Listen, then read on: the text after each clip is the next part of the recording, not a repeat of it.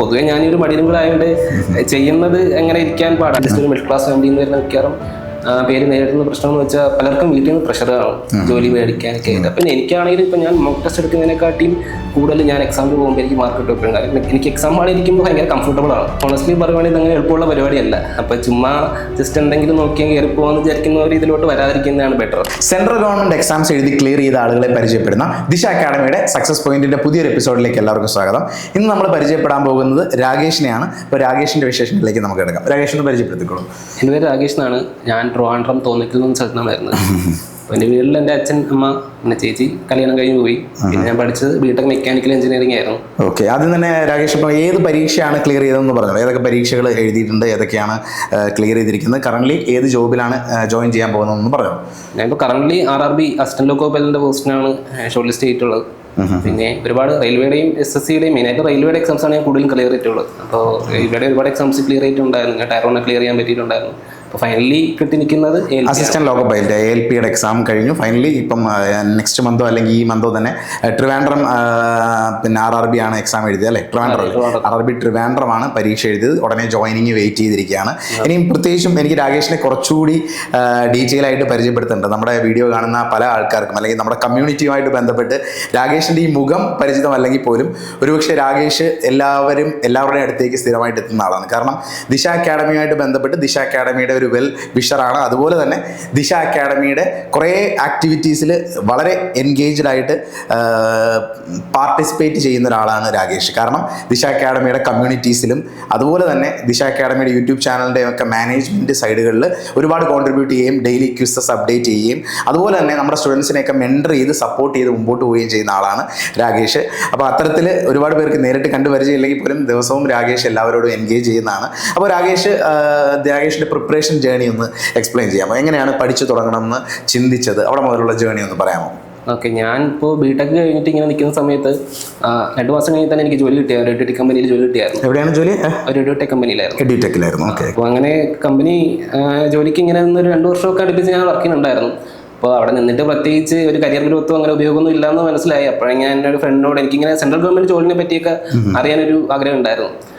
അപ്പോൾ ഒരു ഫ്രണ്ടിനോട് തിരക്കിയപ്പോൾ അവനാണ് പറഞ്ഞത് ഇങ്ങനെ ഒരു ദിശയെ പറ്റി. അവൻ GDക്ക് പ്രിപ്പയർ ചെയ്യാനൊക്കെ ഇങ്ങനെ ദിശയുടെ യൂട്യൂബ് ചാനലൊക്കെ നോക്കിയിട്ട് പഠിക്കുന്നുണ്ടായിരുന്നു. അപ്പം അങ്ങനെ ഞാൻ കണ്ടു നോക്കി, എനിക്ക് ഇഷ്ടപ്പെട്ട ക്ലാസ്സൊക്കെ. അങ്ങനെ ഞാൻ സാറിനെ കോൺടാക്ട് ചെയ്യുന്നത് ആ സമയത്ത്. അപ്പോൾ എനിക്ക് തോന്നുന്നു കൊട്ടാരക്കര ബ്രാഞ്ച് മാത്രമേ ഉണ്ടായിരുന്നുള്ളൂ എന്ന് തോന്നുന്നു. ഞാൻ കോൺടാക്ട് ചെയ്യുന്ന സമയത്താണ് 1 മാസം കഴിഞ്ഞിട്ട് അങ്ങനെ ട്രിവാൻഡ്രത്തെ ബ്രാഞ്ച് തുടങ്ങിയത്. പിന്നെ അപ്പോൾ ഇവിടെ സ്റ്റാർട്ട് ചെയ്തപ്പോൾ ഞാൻ ഇവിടെ വന്ന് ജോയിൻ ചെയ്തു. അപ്പോൾ എനിക്ക് ആദ്യത്തെ ഒരു 2 മാസം കൊണ്ട് തന്നെ നമുക്കൊരു ഫൗണ്ടേഷനും ഇതിൻ്റെ ഒരു ബേസിക് ഐഡിയ എല്ലാം മനസ്സിലായി. അപ്പോൾ ആദ്യം തന്നെ എനിക്ക് ഓർമ്മയുണ്ട്, എനിക്ക് ഫസ്റ്റ് ക്ലാസ് എടുത്തത് മറ്റേ നിഖിൽ സാറായിരുന്നു. നമ്മുടെ സ്റ്റേഷൻ മാസ്റ്ററായിട്ട് ജോലിക്ക് കയറി, പിന്നീട് CGL ടാക്സ് അസിസ്റ്റന്റ് ആയിട്ട് ജോലിക്ക് കയറിയ. അപ്പോൾ പുള്ളിക്കാരനൊക്കെ ഇങ്ങനെ ആദ്യം അപ്പോൾ അവരൊക്കെ കിട്ടിയ ആൾക്കാരായിട്ട് നമുക്ക് ഇങ്ങനെ അങ്ങനെ ഒരുപാട് അവർ സാർ മാത്രമല്ല ഇങ്ങനെ വേറെ ആക്ടിവിറ്റീസ് ആയാലും നമുക്ക് ഒരുപാട് ഹെൽപ്പ് ചെയ്തിട്ടുണ്ടായിരുന്നു. ക്ലാസ് സാറും എന്നെ പഠിപ്പിച്ചിട്ടുണ്ടായിരുന്നു ആ സമയത്ത്. അപ്പോൾ അതൊക്കെ എനിക്ക് ഒരുപാട് ഉപയോഗം ഉണ്ടായിട്ടുണ്ടായിരുന്നു. പിന്നെ അതുപോലെ തന്നെ എനിക്ക് 2 മാസം കഴിഞ്ഞ് പലപ്പോഴും സാറിന് അറിയാം, ഞാൻ ചിലപ്പോൾ എനിക്ക് കറക്റ്റ് ക്ലാസ്സിന് വരാൻ പലപ്പോഴും പറ്റിയിട്ടില്ല. അതെ, തീർച്ചയായിട്ടും എനിക്ക് രാകേഷിനെ വളരെ പേഴ്സണലായിട്ട് പരിചയമുള്ള ഒരാളാണ്. കാരണം രാകേഷിൻ്റെ എബിലിറ്റീസ് എനിക്കറിയായിരുന്നു. വളരെ നേരത്തെ രാകേഷ് പ്രിപ്പയർ ചെയ്യുമ്പോൾ തന്നെ പഠിക്കണം എന്ന് ആഗ്രഹമുണ്ട്, പഠിച്ചു തുടങ്ങി. പക്ഷേ ആൾ വലിയൊരു ഉഴപ്പനായിരുന്നു, വളരെ ലേസി ആയിരുന്നു എന്ന് എനിക്ക് അന്ന് തന്നെ മനസ്സിലായ ആളാണ്. പക്ഷേ രാകേഷ് ഉഴപ്പനായിരുന്നെങ്കിൽ പോലും ഉള്ളിൽ ഇത് വേണമെന്നൊരു ആഗ്രഹം ഉണ്ടായിരുന്നു. അപ്പോൾ അതിൻ്റെ പിന്നിൽ വർക്ക് ചെയ്താണ് അച്ചീവ് ചെയ്തത്. തീർച്ചയായിട്ടും അന്ന് മുതൽ എനിക്ക് കണക്ഷനുള്ള ആളാണ് രാകേഷ്. തീർച്ചയായിട്ടും നിങ്ങളുടെ സംസാരിക്കുമ്പോൾ മാത്രമാണ് ഇത്രയും ഫോർമലായിട്ട് ഞാൻ സംസാരിക്കുന്നത്. ഓക്കെ.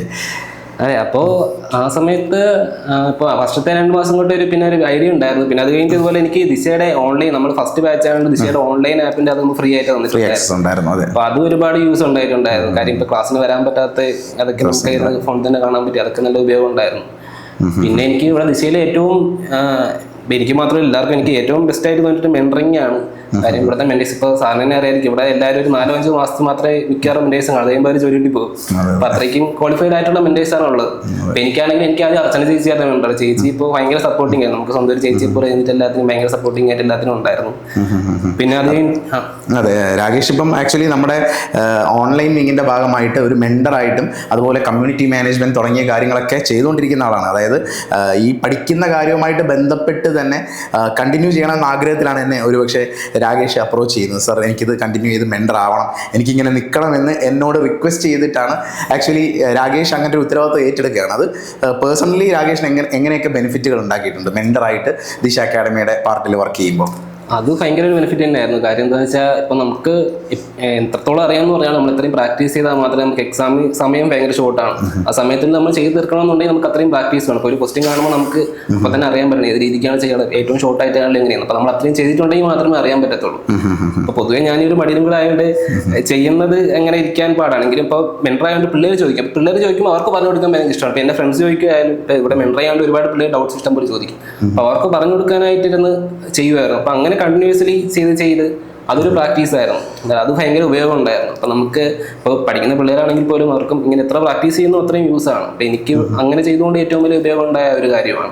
ഓക്കെ, അപ്പം ബേസിക്സ് ദിശ അക്കാഡമിയുടെ ട്രിവാൻഡ്രം ബ്രാഞ്ചിലാണ് രാകേഷ് പഠിച്ചത്.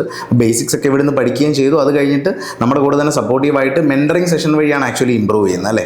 അപ്പം അതൊരു തരത്തിലൊരു ചോദ്യമാണ്. കാരണം ബേസിക്സ് ഒക്കെ പഠിച്ച് കഴിഞ്ഞിട്ട് അല്ലെങ്കിൽ വളരെ ലേസി ആയിരുന്ന ഒരാൾക്ക് പിന്നീട് വീണ്ടും അതേ കാര്യങ്ങൾ റിപ്പീറ്റ് ചെയ്ത് പഠിക്കുന്നതിന് മടിയായിരുന്നിരിക്കും. അപ്പോൾ ഈ കുട്ടികൾ പലരും ചോദ്യങ്ങളുമായിട്ടൊക്കെ വരുമ്പോൾ അത് നിങ്ങളുടെ ആ ഒരു ലേസിനെസ്സിനെ ഓവർകം ചെയ്യാൻ ഹെൽപ്പ് ചെയ്തു, ബെറ്റർ ആയിട്ട് പെർഫോം ചെയ്യാനും ഹെൽപ്പ് ചെയ്തു അല്ലേ? അപ്പോൾ ഇനിയും ആദ്യമായിട്ട് ഇപ്പം രാകേഷ് കുറച്ച് നാളുകളായിട്ട് പ്രിപ്പയർ ചെയ്തു, റെയിൽവേയുടെ പരീക്ഷകൾ ക്ലിയർ ചെയ്തു, അതുപോലെ SSCയുടെ റെയിൽവേയുടെ മറ്റു പരീക്ഷകളൊക്കെ ക്ലിയർ ചെയ്ത് നിൽക്കുകയാണ്, ALPയിൽ ജോയിൻ ചെയ്യാനും പോകുന്നു. അപ്പം രാകേഷിൻ്റെ ഇത്രയും നാളത്തെ എക്സ്പീരിയൻസിൽ ഒരു ബിഗിനർ സ്റ്റുഡൻറ്റിനെ എങ്ങനെയാണ് രാകേഷ് ഗൈഡ് ചെയ്യുന്നത്? ഒരു മെൻറ്ററായിട്ടാണെങ്കിൽ എങ്ങനെയാണ് സബ്ജക്റ്റ് വൈസ് എങ്ങനെ ഗൈഡ് ചെയ്യാൻ പറ്റും രാകേഷിന്? മെയിനായിട്ടും ഞാൻ അവർക്ക് ഇതിനെപ്പറ്റി ഒരു ബേസ് ഐഡിയ പറഞ്ഞു കൊടുക്കാൻ ചെയ്യുന്നത്. അതായത് SSC എക്സാംസ് എന്താണ്, ഇതിൽ ഏതൊക്കെ എക്സാം ഉണ്ട്, ഞാൻ ബേസിക്കലി അവരോട് ആദ്യം ചോദിക്കും എന്താണ് പഠിച്ചതെന്ന് ചോദിക്കും. ഇപ്പോൾ ടെക്നിക്കലാണെങ്കിൽ അവർക്ക് അതിൻ്റെ കാര്യങ്ങൾ കൂടുതൽ മിക്കവാറും പേരും അല്ലാണ്ട് എല്ലാവരും ടെക്നിക്കലും ഉണ്ട്, അല്ലാതെ പഠിച്ചവരും ഉണ്ട്. അപ്പോൾ ടെക്നിക്കൽ ഉള്ളവർക്കാണെങ്കിൽ RRB JEE ALP പോലത്തെ കാര്യങ്ങളൊക്കെ ടെക്നീഷ്യൻ അതിൻ്റെ കാര്യങ്ങളൊക്കെ പറഞ്ഞു കൊടുക്കും. പലർക്കും ചിലർക്ക് അറിയത്തില്ലായിരിക്കും ഇതിൻ്റെ ഓപ്പർച്യൂണിറ്റിയെ പറ്റി. അപ്പോൾ അത് കഴിഞ്ഞിട്ട് ഇതിന് എന്തൊക്കെയാണ് പഠിക്കാനുള്ളത് സംഭവങ്ങൾ, പിന്നെ നമ്മുടെ ക്ലാസ് ഉണ്ട്. ഇപ്പോൾ ക്ലാസ് ഇങ്ങനെ അപ്ഡേറ്റഡ് ആയിട്ട് കറക്റ്റ് നമ്മുടെ ക്ലാസ്സിൽ ആ ഒരു ഓർഡറിന് കണ്ടുപോകുന്ന ഒരു ഫൗണ്ടേഷൻ സെറ്റ് ആകും. അപ്പോൾ അതവർക്ക് കറക്റ്റ് പറഞ്ഞു കൊടുക്കുക, എന്നിട്ട് അവർ ഡൗട്ട്സ് ഉള്ളത് ചോദിക്കുക, അതാണ് ചെയ്യുന്നത്. ഓക്കെ. അതുപോലെ രാകേഷ് ഇപ്പം എക്സാം ALPയുടെ പരീക്ഷ ക്ലിയർ ചെയ്തൊന്ന് വീട്ടിൽ പറഞ്ഞപ്പോൾ വീട്ടിൽ എന്താണ് റെസ്പോൺസ്? അച്ഛനും അമ്മയൊക്കെ എന്ത് പറയുന്നു? അച്ഛനും അമ്മയ്ക്ക് ഭയങ്കര സന്തോഷമായിരുന്നു. അച്ഛനും അമ്മയൊക്കെ എന്ത് ചെയ്യുന്നു ഒന്ന് പറയാമോ? അച്ഛനൊരു സ്കൂളിൽ ഇങ്ങനെ ചെറിയ ജോലിയൊക്കെ ആയിട്ട് നിൽക്കുകയാണ്. അമ്മ ഹൗസ് വൈഫാണ്. ചേച്ചി വർക്ക് ചെയ്യുന്നില്ല? കുട്ടികളുണ്ടോ ചേച്ചിക്ക്? ചേച്ചിക്ക് ഒരു കുട്ടിയുണ്ട്. ഓക്കെ. ഇത്രയും കാര്യങ്ങളാണ് ഫാമിലിയായിട്ട് ബന്ധപ്പെട്ട്. ഇനി രാകേഷ് പ്രിപ്പയർ ചെയ്തപ്പോൾ രാകേഷിൻ്റെ കൂടെയുള്ള സുഹൃത്തുക്കളെ, ഇപ്പം ദിശ അക്കാഡമിയിൽ തന്നെ കുറേ സുഹൃത്തുക്കൾ ഉണ്ടായിരുന്നു ദിശ അക്കാഡമിയിൽ രാകേഷിനോടൊപ്പം പ്രിപ്പയർ ചെയ്തിരുന്നത്. അപ്പോൾ അവരൊക്കെ കറന്റ് പ്രിപ്പയറിംഗ് ആണോ? എന്താണ് അവരുടെയൊക്കെ സ്റ്റാറ്റസ് കൂടെയുള്ളവർ? പലരും ഇപ്പോൾ ഇതിൽ വരാൻ ആഗ്രഹിക്കുന്ന ആൾക്കാരോടും പറയാം, നിങ്ങൾ ഇതിന് വേണ്ടിയിട്ട് കറക്റ്റായിട്ട് ഒരു ഫോളോ ചെയ്ത ഒരു ടൈമിന് നിൽക്കാൻ ഉണ്ടെങ്കിൽ മാത്രമേ ഇങ്ങോട്ട് വരാതെ. കാര്യം ഇല്ലാന്നുണ്ടെങ്കിൽ നമ്മളൊരു സമയം ഇപ്പോൾ ഒരു കുറച്ച് നാൾ നോക്കിയിട്ട് പറ്റുന്നില്ല എന്നും പറഞ്ഞ് പോയാൽ നടക്കത്തില്ല. അപ്പോൾ അങ്ങനെ വരുമ്പോൾ ഞാൻ കയറിയ സമയത്തായാലും ഉണ്ടായിരുന്ന കുറച്ച് പേരൊക്കെ പോയിട്ടുണ്ട്. പക്ഷേ ഇപ്പോഴും നിൽക്കുന്ന ആൾക്കാരുണ്ട്. അവരൊക്കെ നിൽക്കുന്ന ആൾക്കാരൊക്കെ നല്ല ഇമ്പ്രൂവ്മെന്റ് വരുത്തുന്നുമുണ്ട്. പിന്നെ ഏറ്റവും ഇമ്പോർട്ടൻ്റ് നമ്മളിപ്പോൾ കയറാൻ നേരത്ത് നമുക്ക് ലൈക്ക് നമ്മൾ ഒരു ഗ്യാങ്ങിനെ നല്ലോണം പഠിക്കുന്ന ഒരു ഗ്യാങ്ങിനെ സെലക്ട് ചെയ്യാന്ന് പറയുന്നത് ഭയങ്കര ഇമ്പോർട്ടൻ്റ് കാര്യമാണ്. അപ്പോൾ എനിക്ക് ഒരു ടീമിന്റെ ഭാഗമായിട്ട് വർക്ക് ചെയ്യാൻ അത് ഹെൽപ്പ് ചെയ്യും അല്ലേ? അതെ. പിന്നെ എനിക്കിപ്പോൾ ഇവിടെ അല്ലാണ്ട് കുറേ നല്ല ഫ്രണ്ട്സിനെ കിട്ടിയിട്ടുണ്ട്. അത് കഴിഞ്ഞിട്ടിപ്പോൾ ഞാൻ ഈ എക്സാംസ് ഇപ്പോൾ ലാസ്റ്റ് ഒരു 1 year എക്സാംസ് ക്ലിയർ ചെയ്യുന്ന സമയത്ത് പോലും എൻ്റെ ഒരു ഫ്രണ്ട് ഉണ്ടായിരുന്നു. അപ്പോൾ നമ്മൾ ഒരുമിച്ച് നമ്മൾ രണ്ടുപേരും കൂടി നന്നായിട്ട് പ്രിപ്പയർ ചെയ്യുന്നുണ്ടായിരുന്നു. അപ്പോൾ അതിൻ്റെ ഒരു വ്യൂസും ഉണ്ടായിട്ടുണ്ട്. കാര്യം എനിക്ക് പൊതുവെ ഞാനൊരു മടിയനായതുകൊണ്ട് ഒറ്റയ്ക്കിരുന്ന് പഠിക്കാൻ ഭയങ്കര ബുദ്ധിമുട്ടാണ്. അപ്പോൾ അതുകൊണ്ട് ഇങ്ങനെ ഞാനും ആ ഫ്രണ്ടും കൂടി ഒരുമിച്ച് നമ്മൾ നല്ലോണം വർക്ക് ചെയ്യുന്നുണ്ടായിരുന്നു. അപ്പോൾ അയാൾക്ക് എക്സാം ക്ലിയർ ചെയ്യാൻ പറ്റുന്നുണ്ടായിരുന്നു, എനിക്കും പറ്റുന്നുണ്ടായിരുന്നു. അത് ഭയങ്കര ഇതായി. ഇപ്പം നമുക്ക് ദിശ വന്നുകൊണ്ട് എനിക്ക് ഏറ്റവും കിട്ടിയ ഒരു സംഭവമാണത്. അതായത് ഇവിടെ വന്നുകൊണ്ടാണ് നമുക്ക് അങ്ങനെ ഒരു ഫ്രണ്ടിനെ കിട്ടിയും, അല്ലെങ്കിൽ ഒരുപാട് ഫ്രണ്ട്സൊക്കെ ഉണ്ടായതെല്ലാം അതുകൊണ്ടാണ്. അത് ദിശയിൽ വന്നുകൊണ്ട് എനിക്ക് ഭയങ്കര അഡ്വാൻറ്റേജ് ആയിട്ട് തോന്നിയതാണ്. തീർച്ചയായിട്ടും. ഇപ്പം രാകേഷ് പറഞ്ഞൊരു കാര്യമുണ്ട്, രാകേഷ് മടിയനാണ്. രാകേഷിന് അത് അറിയാം. മടിയനാണെന്ന് പറയുമ്പോഴും രാകേഷിൻ്റെ ഒരു ക്വാളിറ്റി, ഞാൻ രാകേഷിനെ ക്ലാസ്സിൽ പഠിപ്പിച്ചിട്ടുള്ള സബ്ജക്റ്റ് പഠിപ്പിച്ചിട്ടുള്ളപ്പോൾ ഫിസിക്സ് ക്ലാസ്സിൽ പഠിപ്പിച്ചിട്ടുള്ളപ്പോൾ എനിക്ക് ഓർമ്മയുണ്ട്, നല്ല ചോദ്യങ്ങളുമായിട്ട് രാകേഷ് വരാറുണ്ടായിരുന്നു എൻ്റെ അടുത്ത്. എപ്പോഴും ക്ലാസ്സിൽ തന്നെ ചില ചോദ്യങ്ങൾ ആരും പിക്ക് ചെയ്യാത്ത ചില നല്ല ചോദ്യങ്ങളുമായിട്ട് എൻ്റെ അടുത്ത് വരാറുണ്ട്. അപ്പം തന്നെ എനിക്ക് രാകേഷിൻ്റെ ഒരു കാലിബറിൽ അണ്ടർസ്റ്റാൻഡിങ് ഉണ്ടായിരുന്നു. അതായത് രാകേഷിന് വളരെ നന്നായിട്ട് ന്യൂമറിക്കൽ എബിലിറ്റി ഉണ്ട്. സത്യം പറഞ്ഞാൽ അങ്ങനെ വേണം പറയാം, ന്യൂമറിക്കൽ എബിലിറ്റി ഉണ്ട്. പെട്ടെന്നൊരു പ്രോബ്ലം കണ്ടാൽ അതിനെ ഇങ്ങനെ അപ്രോച്ച് ചെയ്യാം, അല്ലെങ്കിൽ ഇങ്ങനെ ചിന്തിക്കാം എന്ന് പറയുന്ന ഒരു അപ്രോച്ച് ഉണ്ടായിരുന്നു. അത് തീർച്ചയായിട്ടും നമ്മുടെ SSC റെയിൽവേ അല്ലെങ്കിൽ ബാങ്കിങ് പോലുള്ള പരീക്ഷകൾക്ക് പ്രിപ്പയർ ചെയ്യുന്നവർക്ക് വേണ്ട ഒരു കാര്യമാണ്. അപ്പോൾ ആ ഒരു ക്വാളിറ്റി ഉള്ള ആൾക്കാരെ സംബന്ധിച്ച് എക്സാം ക്ലിയർ ചെയ്യുക എന്ന് പറഞ്ഞാൽ കുറേ കൂടെ സിമ്പിളാണ്. സിമ്പിളാണ്, ഈസിയാണ്. പ്രൊവൈഡഡ് ദേ വർക്ക്, നന്നായിട്ട് വർക്ക് ചെയ്യുകയാണെങ്കിൽ, ആ ക്വാളിറ്റി ഉണ്ട്, അവർ നന്നായിട്ട് വർക്ക് ചെയ്യുകയാണെങ്കിൽ ചെറിയൊരു സമയത്ത് ക്ലിയർ ചെയ്യാൻ പറ്റും എന്നുള്ളത് വാസ്തവമാണത്. രാകേഷ് അതിനുള്ള എക്സാമ്പിളാണ്. പക്ഷേ മടി എന്ന് പറയുന്നൊരു കാര്യവും ഉണ്ടെന്ന് പറഞ്ഞു. അത് ഓവർകം ചെയ്തതാണ് ആക്ച്വലി രാകേഷ് എക്സാം ക്ലിയർ ചെയ്യാൻ സാധിച്ചതിൻ്റെ ഒരേ ഒരു റീസൺ. ഓവർകം ചെയ്യാൻ എനിക്ക് തോന്നുന്നു ഒരുപാട് സപ്പോർട്ട് എടുത്തിട്ടാണ് രാകേഷ് അതൊക്കെ ഓവർകം ചെയ്തത്. മെൻറ്ററായിട്ട് വർക്ക് ചെയ്തു, ഗ്രൂപ്പായിട്ടിരുന്ന് പഠിച്ചു. തനിയെ ഇരുന്ന് പഠിക്കാൻ മടിയായതുകൊണ്ടാണ് ഇത്തരത്തിലുള്ള പല കമ്പൈൻ സ്റ്റഡീസും ഒക്കെ നിങ്ങളെ ഹെൽപ്പ് ചെയ്തത് അല്ലേ? ഓക്കെ, അപ്പം പ്രിപ്പറേഷൻ്റെ അവസാനത്തെ ഇപ്പം കുറച്ച് നാളുകളായിട്ട് പ്രിപ്പയർ ചെയ്യും. ഇപ്പോൾ കേന്ദ്ര ഗവൺമെൻറ് ജോലി എന്ന് പറയുമ്പം എല്ലാവരും ഒരു 6 മാസം നോക്കാം, അല്ലെങ്കിൽ 7 മാസം നോക്കാം, അല്ലെങ്കിൽ 1 വർഷം നോക്കാം എന്ന് പറഞ്ഞ് പ്രിപ്പയർ ചെയ്യുമ്പം ഇത് ഒരുപക്ഷെ വലിയൊരു ടൈം കൺസ്യൂം ചെയ്യുന്ന ഒരു പ്രോസസ്സാണ് ഇത്തരത്തിലൊരു പരീക്ഷ ക്ലിയർ ചെയ്യാന്ന് പറയുന്നത്. രാകേഷിൻ്റെ ഒരു ഒപ്പീനിയൻ എന്താണ്? അത് ഇപ്പോൾ എനിക്ക് തോന്നുന്നു ഇപ്പോൾ ഭയങ്കര കുറച്ചും കൂടി എളുപ്പമാണ്. കാര്യം റെയിൽവേ ഇപ്പോൾ എല്ലാ വർഷവും എക്സാം നടത്തുന്നുണ്ട്. നേരത്തെ ആണെങ്കിൽ 2019 ലാസ്റ്റ് എക്സാം നടത്തിയിട്ട് അവരിതൊരു എക്സാം നടത്തിയിട്ടില്ലായിരുന്നു. അപ്പോൾ ഞാനൊക്കെ പഠിച്ചു തുടങ്ങുന്ന സമയത്തൊന്നും റെയിൽവേ എക്സാംസ് ഒന്നുമില്ല. ഞാനിപ്പോൾ എഴുതുന്ന ആദ്യത്തെ LPയുടെ എക്സാം ആണിത്. അതിന് മുന്നേ അവർ എക്സാം നടത്തിയിട്ടില്ലായിരുന്നു. അപ്പോൾ ഇപ്പോൾ എഴുതാൻ പോകുന്ന കുട്ടികൾക്ക് കുറച്ചുകൂടെ ഓപ്പർച്യൂണിറ്റി ഉണ്ട്. കാര്യം എല്ലാ വർഷവും എക്സാം വിളിക്കുന്നുണ്ട്, റെയിൽവേ ആയാലും SSC ആയാലും. പിന്നെ അതല്ലാണ്ട് തന്നെ ഇത് സെയിം ടോപ്പിക് വരുമ്പോൾ IB പോലത്തെ എക്സാംസ് ഒക്കെ ഉണ്ട്. അപ്പോൾ അവർക്ക് ഇപ്പോൾ ചിലവർക്ക് ടെക്നിക്കലൊക്കെ അറിയാവുന്നവരൊക്കെ അതൊക്കെ യൂസ് ചെയ്യും. അതിനൊക്കെ ഈ RRB JEE ഒക്കെ കുറച്ചും കൂടി പെട്ടെന്ന് ക്ലിയർ ചെയ്യാൻ പറ്റുന്ന എക്സാംസ് ഒക്കെയാണ്. അതൊക്കെ യൂസ് ആണ്. അപ്പോൾ ഫ്രഷ് ആയിട്ട് പ്രിപ്പയർ ചെയ്യുന്നവരെ സംബന്ധിച്ച് ഈ ന്യൂമറിക്കൽ എബിലിറ്റി ഉണ്ടെങ്കിൽ അവർ നന്നായിട്ട് ടൈം സ്പെൻഡ് ചെയ്യുകയാണെങ്കിൽ അവർക്ക് ചെറിയ സമയം കൊണ്ട് ക്ലിയർ ചെയ്യാം. അതുപോലെ മറ്റ് റിസോഴ്സ് എന്തൊക്കെയാണ് രാകേഷ് യൂസ് ചെയ്ത്? ഇപ്പം ബേസിക്സ് ദിശ അക്കാഡമിയുടെ ഓഫ്ലൈൻ സെൻറ്ററിൽ പഠിച്ചു എന്ന് പറഞ്ഞു. മറ്റ് റിസോഴ്സുകൾ ഞാൻ ചോദിക്കുന്നത് ഇപ്പോൾ ഓൺലൈൻ പ്ലാറ്റ്ഫോമുകൾ അല്ലെങ്കിൽ ടെക്സ്റ്റ് ബുക്കുകൾ, അങ്ങനെ മറ്റ് റിസോഴ്സ് എന്തെങ്കിലും രാകേഷ് യൂസ് ചെയ്യുന്നുണ്ടായിരുന്നോ? അങ്ങനെ ഞാൻ സയൻസിന് കുറച്ചും കൂടി, ഇപ്പം നമുക്ക് ഏൽപ്പിക്കേണ്ട കാര്യമാണ് പറയുന്നത്. അപ്പോൾ അതിന് സയൻസ് കുറച്ചും കൂടി ഇമ്പോർട്ടൻ്റ് ആണ്, സയൻസിൻ്റെ കണ്ടന്റ്. അപ്പോൾ ഞാൻ സയൻസിൻ്റെ മാക്സിമം എന്തൊക്കെ മിക്കവാറും എനിക്കങ്ങനെ വായിക്കൊന്നുമില്ല. എന്തെങ്കിലും ക്ലാസ് മിക്കവാറും ദിശയുടെ ക്ലാസ് ആയാലും അല്ലാണ്ട് യൂട്യൂബിൽ തന്നെ ഇഷ്ടം പോലെ ക്ലാസ് കിട്ടുമ്പോൾ ഞാൻ ചുമ്മാ എല്ലാവരും കാണും, സയൻസിൻ്റെ കൂടുതലും കാണുമായിരുന്നു.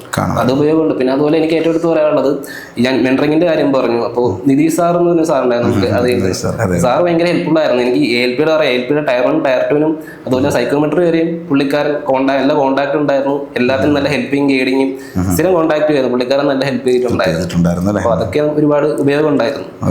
പിന്നെ അല്ലാണ്ട് എനിക്ക് പൊതുവേ നേരത്തെ സയൻസ് ഭയങ്കര ഇഷ്ടമുള്ള സബ്ജക്റ്റ് ആയിരുന്നു. അതുകൊണ്ട് പഠിക്കാനും ഇൻട്രസ്റ്റ് ഉണ്ടായിരുന്നു. അതെ.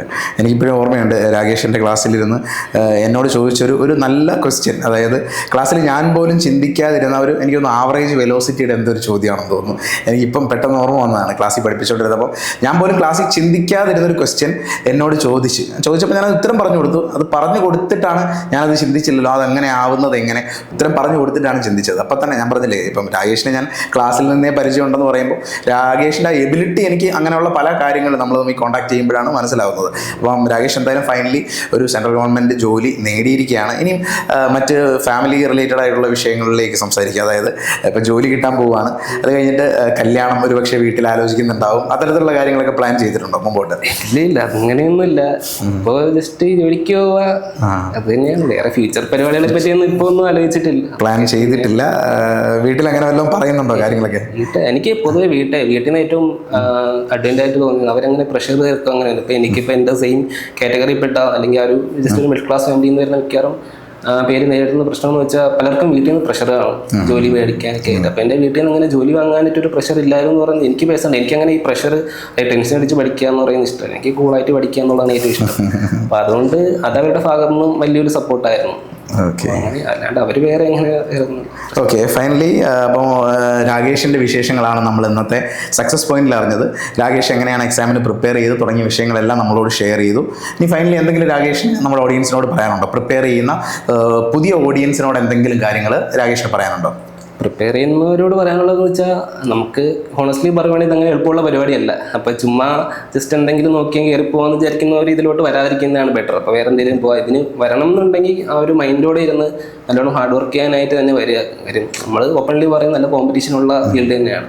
അപ്പോൾ അത്രയ്ക്കും നല്ലോണം എഫർട്ട് ഇട്ടാൽ കിട്ടും. എഫർട്ട് ഇടാൻ തയ്യാറാണെങ്കിൽ മാത്രം ഇങ്ങോട്ട് വരാനായിട്ട്. നല്ലോണം എഫർട്ട് ഇട്ടാൽ തീർച്ചയായിട്ടും പോസ്റ്റ് ക്ലിയർ ആകും. ഏതെങ്കിലും നമ്മൾ സമയം എടുക്കും. അപ്പോൾ ഇതിന് ഏറ്റവും വലിയൊരു കാര്യം എന്ന് പറഞ്ഞാൽ ഭാഗ്യവും ഇതിനൊരു ഇമ്പോർട്ടൻറ്റ് ക്യാരക്ടറാണ്. അപ്പോൾ എനിക്ക് തന്നെ അറിയാം, ഈ ടയർ ഇപ്പോൾ LP ആയാലും എല്ലാ ഏത് എക്സാം എടുത്താലും ഫൈനൽ ലിസ്റ്റിലുള്ളവരെക്കാട്ടിയും ബുദ്ധിയുള്ള ആൾക്കാർ ചിലപ്പോൾ ടയർ വണ്ടി തന്നെ ഔട്ടായിട്ടുണ്ട്. അതെ അതെ അങ്ങനെ പലരെ അറിയാം, നേരിട്ട് അറിയാവുന്ന ആൾക്കാരുണ്ട്. കാര്യം അത് അവർക്ക് ബുദ്ധിയില്ലാഞ്ഞിട്ടോ കഴിവില്ലാഞ്ഞിട്ടോ പഠിക്കാൻ പറ്റില്ല. ചിലപ്പോൾ അവരുടെ ഒരു ആ സമയത്തിന്റെ ഭാഗ്യക്കേടായിരിക്കാം, അല്ലെങ്കിൽ ആ സമയത്ത് നെർവസ് ആകുന്നതാവും. പല ഫാക്ടേഴ്സ് ഒരുപക്ഷെ വരും. അതുകൊണ്ടാണ് ഭാഗ്യം അല്ലെങ്കിൽ ലക്ക് എന്ന് നമ്മൾ പറയുന്നതിന് അല്ലേ.